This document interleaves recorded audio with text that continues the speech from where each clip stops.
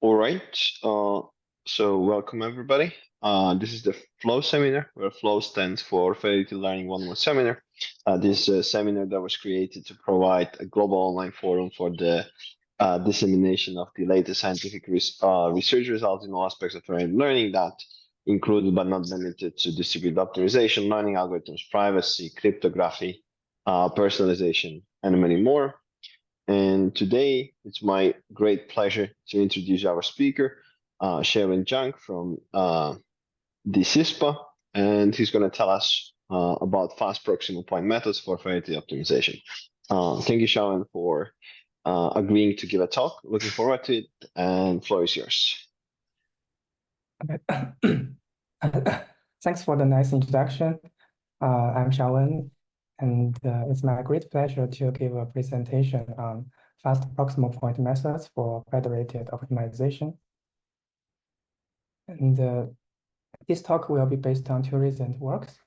And the first one will be presented at a recent conference. And for the other one, we just put it on archive yesterday. And for the second one, it contains more advanced results. And these are all joint works with fantastic people, Anton and Sebastian. So in this talk, we're interested in the standard federated learning setting, where we would like to find a global machine learning model based on decentralized local datasets. Instead of sending these datasets directly to the central server, this private data that stays on its own device, and the server is responsible of coordinating the global model training process. And here is a standard way of how this model is trained. So this training process is proceeded across communication rounds. At each communication round R, the server will broadcast certain updates to each client. And this update can be the latest global model XR. And then after receiving this model, each client can compute some local updates in parallel based on their own dataset. After computing these local updates, they will send these updates back to the server, and the server can aggregate these local models by using some averaging strategy. So such a learning scenario can be formulated into this finite sum minimization problem, where each Fi represents the local loss function of each client. And we would like to find some global model of these averaged functions. And the main bottleneck of federated optimization is that the communications between the server and the clients are usually expensive. This can be many reasons. For instance, the network transmission can very often be much slower than the local computation. And also the network status or capacity of the clients can sometimes be very reliable. So the main objective of developing a federated optimization algorithm is to minimize the number of communication rounds required to achieve a certain desired accuracy.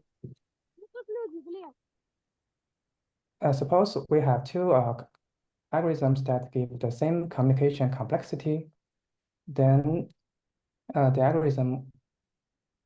then we will look at the second objective, which is the local computation complexity. So if two algorithms share the same communication complexity, then the one with the better local computation complexity is always preferred. So in today's talk, we will try to focus on these two objectives to develop federated learning optimization algorithm. In the first part, I'm going to give a brief introduction to some basic proximal point methods because they are usually the foundation of many existing distributed optimization algorithms.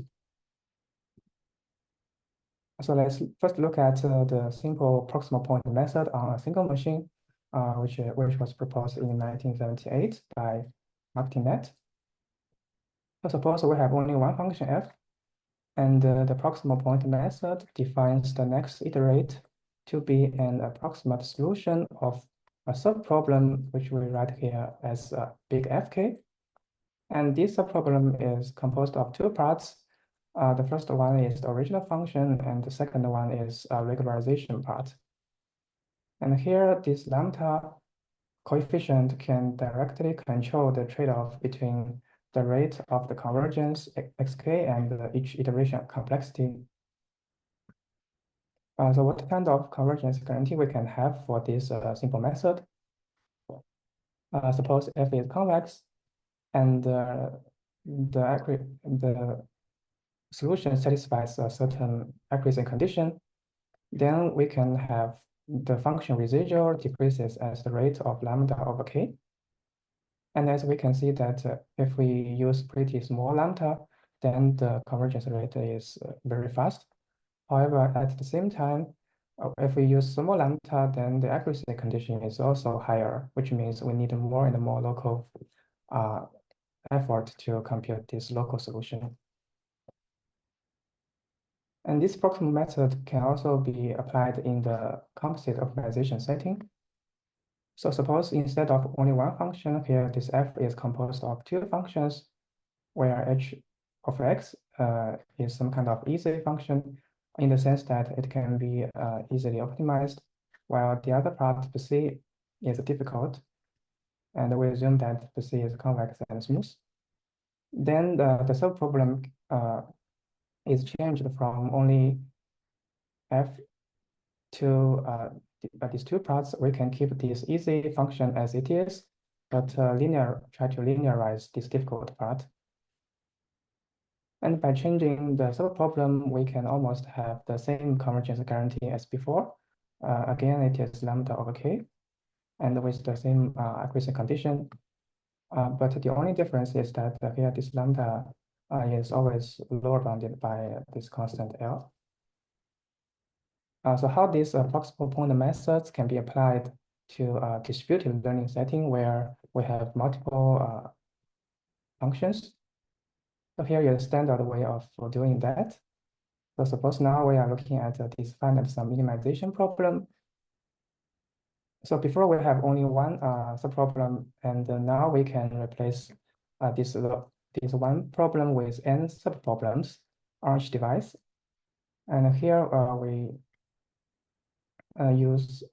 change the notation from the iteration k to the communication round R. And now we have n subproblems. Each device can approximately solve these n subproblems independently in parallel to get n approximate solutions. And finally, we can simply aggregate these approximate solutions to compute this new global model. And actually, many previous works already use this idea in their algorithms development. For example, in the famous fat-based averaging algorithm, the subproblem is defined as the local loss function itself. And how to solve this subproblem is by using gradient descent method initialized at the previous global model. So how to transform this idea into the practical implementation at each communication round R. After receiving the previous model from the server, then each client I can start minimizing its own local objective by first initializing the model to be XR, and then run, for example, the gradient method for its own local function, big F. And here, this big F is exactly equal to the gradient of small f, which is its own local function. And after a few steps, it can return some approximate solution of this problem back to the server, and the server can make the standard averaging step.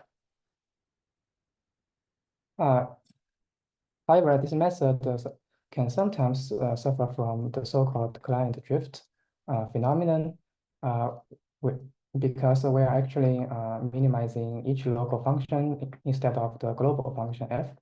So as a result, this local solution will go towards the minimizer of each local function. However, the average of the minimizers of these functions is typically not equal to the global minimizer. So they call this phenomenon a client drift. And after that, Fred Prox proposes to add this regularization term to this individual function to control this drift. And as we can see now, this formula becomes exactly this proximal point update, but applied to each own function fi. But still, we are not minimizing this global function. So somehow to ensure convergence, we have to pick a pretty large lambda that might depend on the target accuracy and a certain first order dissimilarity condition to control the drift. So in the end, this convergence rate is not very good. So how can we avoid to have dependence on the target accuracy and also incorporate some global information into the subproblem?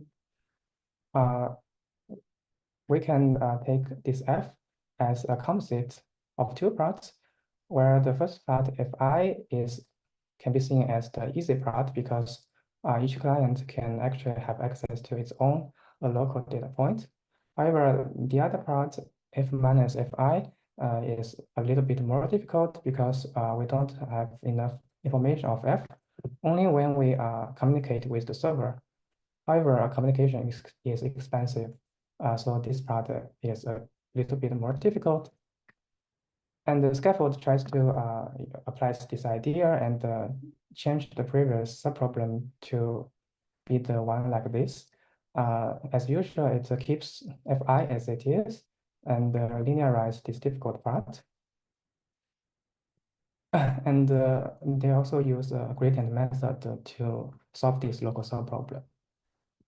So how to implement this idea, it is again similar as before. At each round R, the server first collects some gradient from the clients and send the full gradient to them so that they can have access to this local subproblem.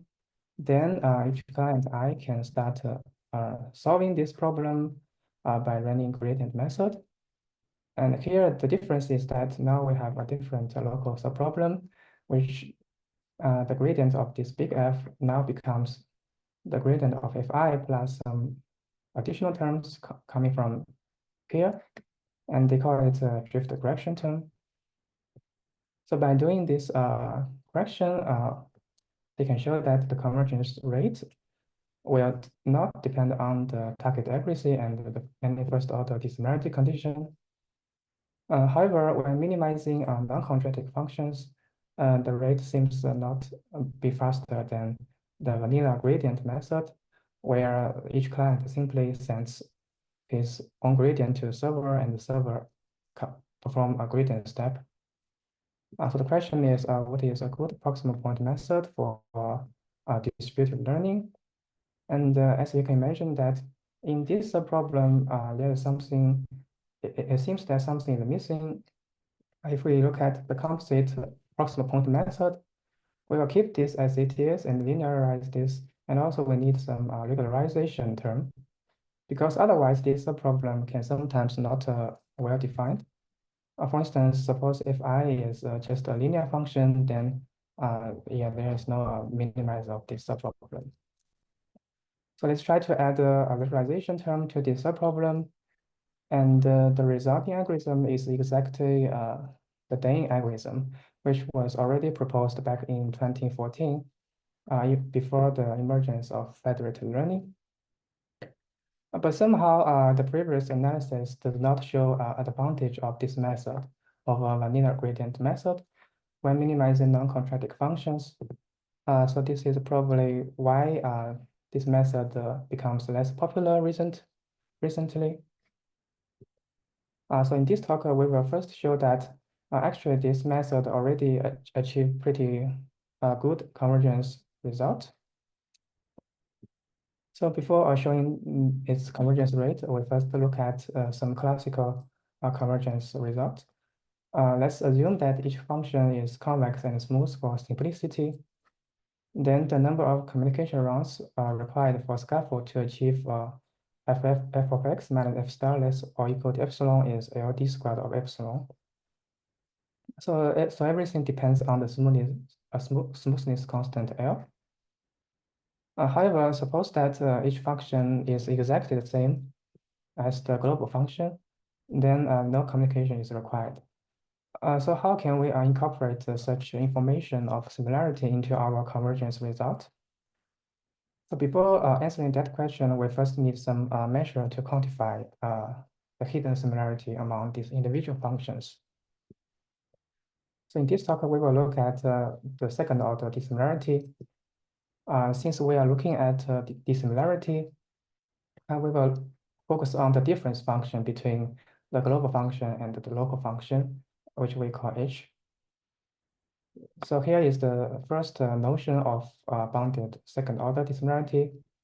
So basically it says that the gradient of the difference function hi is delta max Lipschitz for any I in the set N.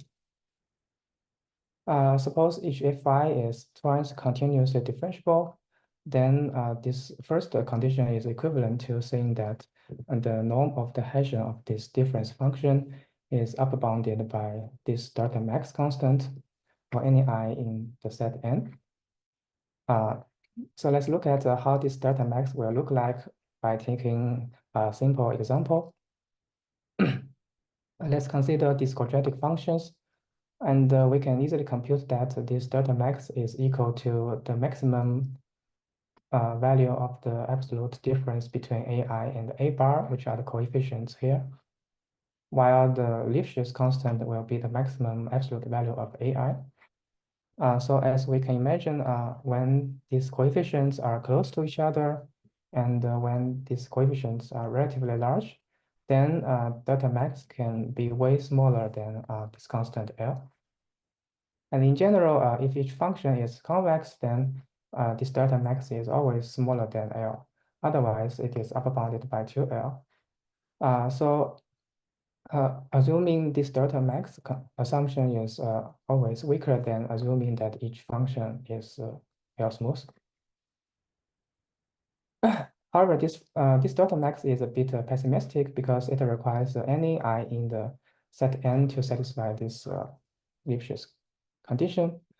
So in this talk, we will look at a slightly better constant, which is proposed in 2023. So instead of looking at the maximum Lipschitz constant, we now deal with this average constant. And here there is a little difference.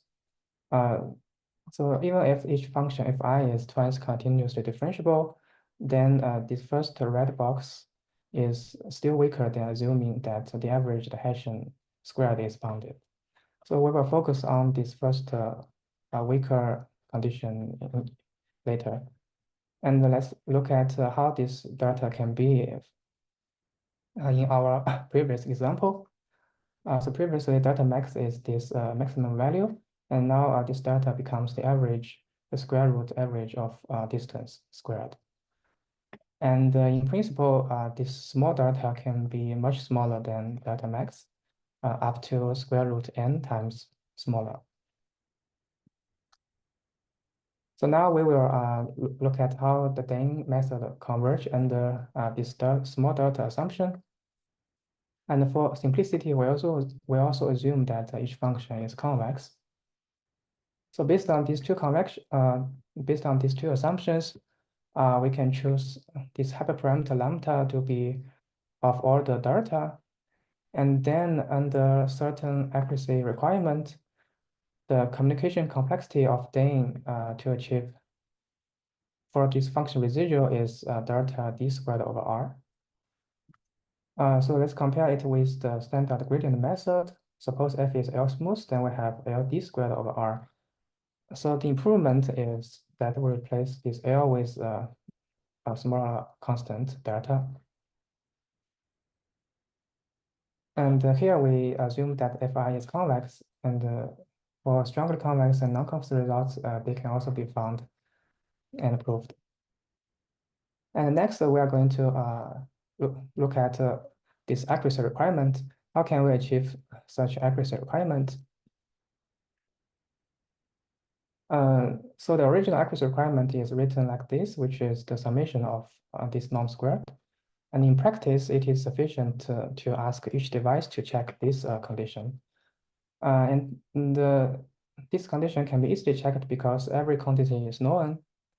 So this is the gradient norm at xir plus 1, where xir plus 1 is your solution of the subproblem. And here, this xr is the previous model, so everything can be checked. And next, we are going to see how many computation effort we need to achieve this condition. So let's take a gradient method as an example, and we will look at the number of gradient oracles we need to satisfy this. But this condition is a bit different from gradient method usually, because in the gradient method, we usually look at the distance between the initial point and the minimizer. So let's first try to relax this condition for convenience of analysis. So suppose xir star is the minimizer of this local problem, and where this local problem is looking like this. And since we have this lambda regularizer, then this function becomes lambda strongly convex and L plus lambda smooth. And now we are going to relax this by trying to lower bound this quantity by first using a triangle inequality to separate it in two parts. And then by using strong convexity, we can further upper bound the second term using a gradient norm. Then it is sufficient to let this gradient norm to be smaller or equal to this coefficient times this lower bound to get this relaxed condition. Yes, so this condition is very similar to this one, except that here we use xir star instead of the iterate. And now we can start looking at the number of gradient oracles we need. Suppose each function fi is L smooth, and suppose we use gradient method, then we perform such iteration. And we now want to find the number of iteration k required to achieve this condition. So by doing that, we first need to upper bound the gradient norm. Since big F is L plus lambda smooth and convex, and this term is upper bounded by 2 L plus lambda times the function residual. And we know that the function residual decreases linearly for gradient method. So we end up with this expression. Now it is sufficient to let this quantity be smaller or equal to this coefficient squared to compute this big K. And we can also use the fact that lambda is of order delta, which is smaller order of L. And finally, we can get the number of iterations K, which is L over delta times logarithm factor. So now we can fill this table with Dane gradient method. So compared with scaffold, this Dane method improves the communication complexity from L to a small delta. And the gradient oracles between two communications is this quantity, L over delta times some factor. So as we can see that this logarithm factor is very annoying. So the problem is that can we remove this logarithm factor? And the answer is yes. We show that we can apply some doubly regularized drift correction technique to remove this logarithm factor. And we will skip this part to introduce this method because this method is still not optimal. The reason is that suppose we use fast gradient method as the local solver for Dane, then we get some better gradient oracle cost, which is square root L over delta times logarithm factor. And now we cannot directly compare these two quantities because Yes, we have this special term. So in order to completely show improvement over Federated, we need to still again remove this factor. So the question is, can we do that? So in the third part, I will introduce how to improve the local computation using stabilized Proximal-Point method. So let's look at again the standard Proximal-Point method on a single machine. So for this method, if we check the accuracy condition, then we see that the gradient norm of the subproblem has to upbounded by something divided by the iteration k. And in the end, the iteration k has to depend on 1 of epsilon. So there is epsilon dependency on the accuracy condition, which is not pretty decent. So can we remove this k from this step? And the answer is yes. So back in 1999, Solodov and Svetter already proposed a method called hybrid projection proximal point algorithm, and that is developed to solve some more general maximum monotone operator problem. And now, if we apply this method in the context of minimization problem, then we will end up with this method, which we call stabilized proximal point method. So the main difference between this method and the original method is that instead of using xk as the prox center, now we change this to be vk, another prox center where this vk plus 1 can be updated by doing an extra gradient step. So by changing this prox center, we can show that to achieve the same convergence guarantee, we can now have weaker accuracy condition, which has no dependence on this k. This is very good. And next, we are going to apply this method to the distributed learning setting for N workers. And yeah, the procedure is the same as before. And the resulting algorithm, which we call stabilized Dane, is pretty similar to the original Dane method. So for these N-sum problems, the difference between S-Dane and Dane is that we change this prox center XR to a new point VR, and then we update this prox center by doing extra gradient steps in a distributed fashion. So how we can implement this algorithm? Yes, again, very similar as before. At each communication round R, the server first needs to collect each individual gradient from the clients and send both the full gradient here and the prox center VR to the clients. Then the clients have his own local subproblem, then they can call any local optimization algorithm to solve their subproblem to get some approximate solution for this problem. And after that, after they get this approximate solution, xir plus 1, they need to compute an additional gradient at this point. Then they can send both solution and the gradient to the server so that the server can aggregate the global model by doing standard averaging and compute the next prox center by doing these extra gradient steps. So what kind of convergence guarantee we can have for this method? Well, let's consider the same setup as before, under the same assumptions with the same parameter choice, lambda to be of order delta. And now the accuracy requirement is improved. So before we have R squared in the denominator for Dane, and now we can remove this part, just leave it like this. And the final convergence complexity is exactly the same as the Dane method. So now, as a direct consequence, with a certain first order local solver, we can show that the number of local gradient overcosts is exactly square root L over delta, which removes this logarithm factor. And for now, we can say that S-Dane is always better than Federated in in this case. And however, the communication complexity is still not optimal.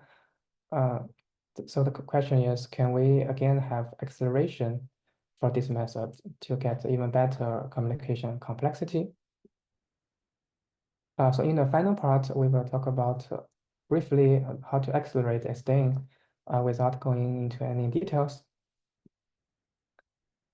So this is how the accelerated version of SDN look like. So we only need to look at these big two formulas. Let's first look at this green box. And this is very similar as before. This is some subproblem defined for each client to solve. And the first part, Fi is its local data, local loss function. This is the linearized part. And the difference is that instead of using VR as the box center, we here use some average point YR. And the other part are exactly the same. And the V sequence is still updated by doing some extra gradient steps, which is similar as before. Yes, and the other parts are some standard sequences used in accelerated methods, which are not important here. So the main feature of this accelerated method is that we can exactly use any arbitrary local solver to solve this subproblem, and the auto iteration can still be accelerated.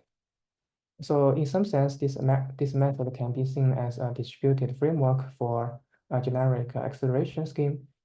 And this whole method is based on the famous Montero-Sabato acceleration proposed in 2013. So how fast convergence we can have for this method? Under the same assumptions with the same parameter choice, using the same accuracy requirement as SDN, the communication complexity is improved from delta d squared over r to square root delta d squared over r for free.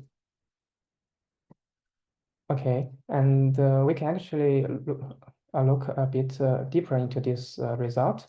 Let's first take a look at the case where n equals to 1. Since this result holds for any n, so we can choose n equals to 1. And suppose the function f is smooth, then we can have the freedom to choose this lambda to be of order L. And then this accuracy requirement is reduced to a simple inequality. And this inequality can be satisfied by doing only one gradient step, starting at YR. Sorry, here the typo should be YR. And let's look at the iteration complexity. So the iteration complexity becomes square root of lambda, which is L times d squared over R. And this is exactly the same as Nesterov acceleration method. So when n equals to 1 and choosing a lambda to be L with gradient method, this method can recover the rate of Nesterov acceleration. So this is very good.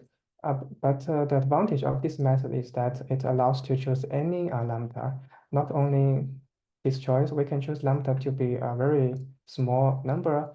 Then this auto iteration can be arbitrary fast. So compared with Nesterov acceleration, it has more freedom and is more flexible in some sense. So now we can compare this method with the other algorithms.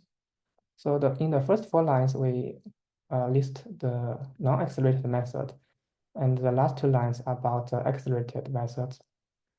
So here, this accelerated extra gradient method was the previous good distributed algorithm that gives the square root delta max d squared over epsilon communication complexity. And now we can improve this rate by replacing this delta max with a smaller number constant delta. And finally, here is a small numerical experiment to illustrate how this method works. So let's consider the simple quadratic minimization problem where these Hessian are positive semi-definite. And on the y-axis, we plot the function residual. And on the left-hand side, we plot on the x-axis the communication rounds. And we can see that this SDIN and DIN method converge pretty similarly. However, on the right-hand side, we plot the total number of gradient oracle calls, then we can see that SDIN is slightly improved over DIN method. And furthermore, if we use acceleration, then both cases can be improved. So this comes to the end. And in the original paper, we also show that these two algorithms, SDIN and the accelerated version, also support partial client participation and also allows any arbitrary stochastic local solvers, making them attractive in practice. So the conclusion in this talk, we first revisit the very early method called DIN and show that it actually converges pretty fast. And then we present some new federated learning algorithms and prove some good results for them. Yeah, that's all for my talk. Thank you for your attention.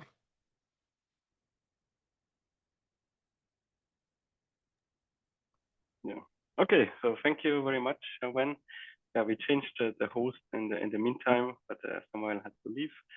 I will take over. Yeah, thank you very much for this interesting talk. And yeah, to make one comment before we start with the question. No, we have found this reference for this Solodov-Swaiter paper only much later. So I think it was really quite impressive that you discovered this method basically on your own, but yeah, later we found this reference. Yeah, so are there any questions on the talk or anything you want to ask the author? Just raise your hand and I can unmute you.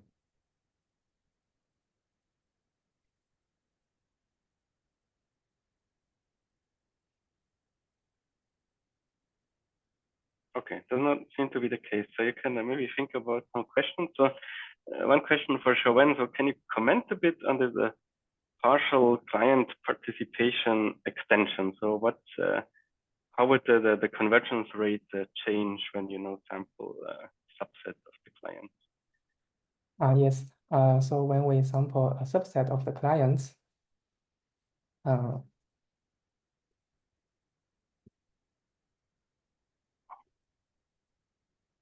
when we sample a subset of the clients, then we cannot have the full gradient information at each round. We can only have some averaged functions from this set.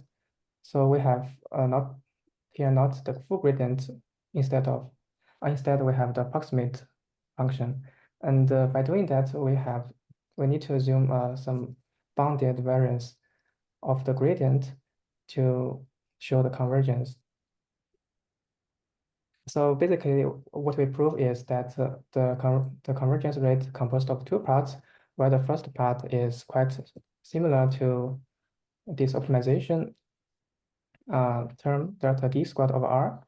But for the other parts, we will have some variance of the gradient divided by r squared, which is similar to the setting of a stochastic optimization problem.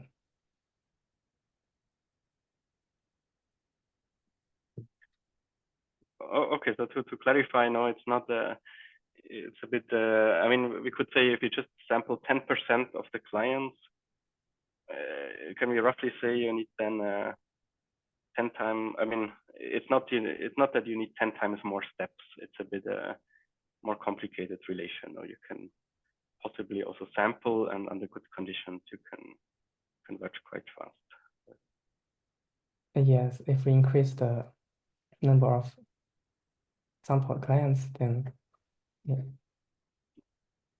It's better. Oh, okay, so is there a question from the audience, maybe on the you can also write in the chat and I can read it. So anyway, there was something unclear or yeah. Great talk. But can you also comment a bit on maybe some intuitions behind this stabilization thing, mechanism, if there's any?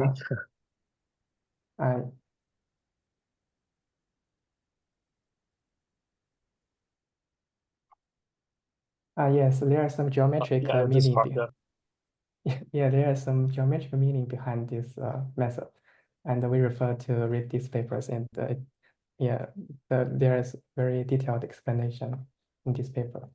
Like Okay. Mhm.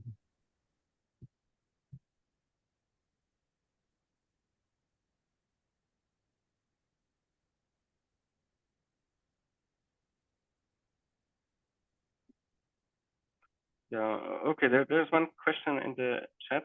Maybe not understand it completely, but I think the question is about, can you comment a bit how this Montero's Waiter acceleration is different from the Nesterov acceleration? Do you know what are differences or similarities? yeah, the difference is that we can apply our own local method to solve the subproblem. Then probably in the end we can get a different convergence result. But for Nesterov acceleration, it is designed for first order method. So basically, it cannot be improved by using second order Newton method.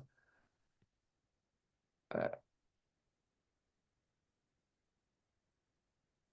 Okay, but I think okay, in the Nesterov acceleration we can also do one step of the method. I think as an arbitrary solver. No, but okay, but the convergence rate will not get Yes. faster than what's already proven. No, we cannot improve anymore. And here you say you can use even a better solver for the local problem, and you can potentially accelerate. Yes, for instance, if we consider the case where n equals to 1, then we can use Newton method and increase or decrease this lambda, and I forgot. Then we can get 1 over r to the power 3 convergence guarantee. Sorry, here is r squared. Yes. Okay. Yeah, sorry. Okay. Okay. Yeah, that's very interesting. I think that's also worth yeah, checking out if you don't know about this method. And yeah, it's a bit distant from maybe federated learning in general, no, but for people working on optimization, definitely interesting. Yeah. Are there more questions? Can I have one question? Yes. Yeah. So I'm not familiar with this accelerated extra gradient method, but so you say that the convergence rate of accelerated extra gradient method depends on this DMA, delta max, but your method only depends on d delta. So is there any intuition that why your method only depends on delta and why extra gradient method depends on delta max? Is there any technique or something? Yes, so in this accelerated extra gradient method, they only ask one client to compute the local subproblem, where we ask every client to compute some local solution in parallel, and then we average these iterates. So if you only ask one client, then this method, in the worst case, can only depend on the maximum dissimilarity. Okay, that makes sense. Thank you. Thank you.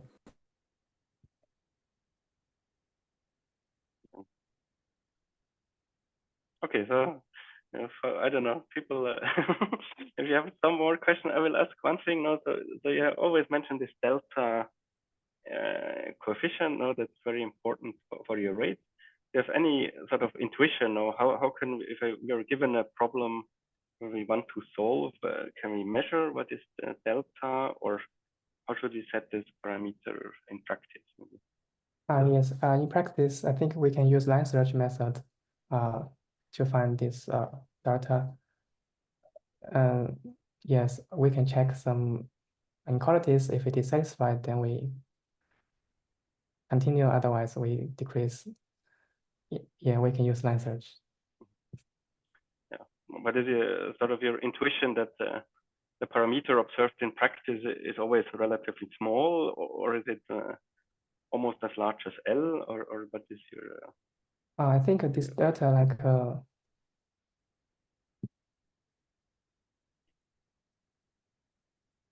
this data parameter is defined for n xy. for any XY, this delta should satisfy this inequality. And in the proof, we can show that we only need to look at the inequality between xk and xk plus 1, for instance.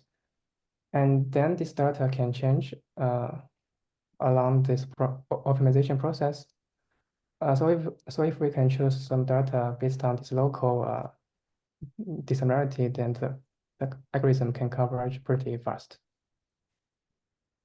Okay. So you observe that in practice a very small value is Yeah, it's often possible to choose.